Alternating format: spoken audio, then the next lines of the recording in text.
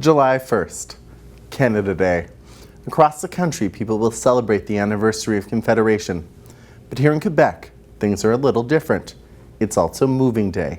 Around 80% of residential leases in the province end on June 30th, and more than 100,000 Montrealers are expected to move on or around July 1st. So why do we do it? Is it some separatist conspiracy designed to diminish Canada Day in Quebec? Well, not really. So the practice goes back to the colonial period. The government of New France was worried about the effect of tenant farmers being evicted during the winter.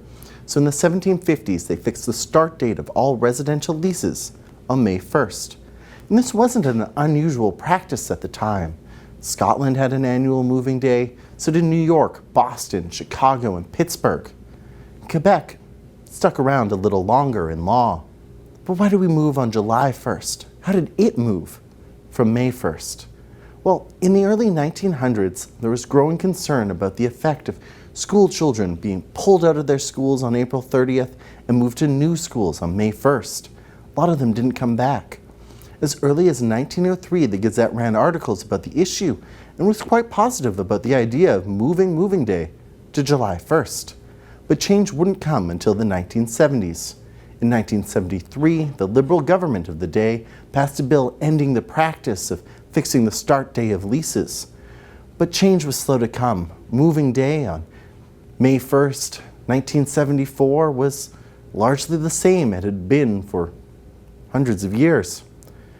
That December, the government passed another law extending the dates of all leases that ended on April 30th by 2 months, moving Moving Day to July 1st. But back then, there wasn't a lot of concern about interfering with Canada Day because the fireworks and festivities we know today hadn't started yet. Canada Day wasn't as big a deal back then.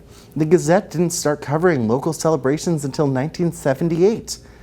Ironically, it wasn't separatists looking to diminish Canada Day who moved Moving Day to July 1st. It was the federal government responding to the separatist movement in Quebec that funded Canada Day celebrations and made it a big deal. But that didn't happen until the late 70s and early 80s, after Moving Day had already been moved.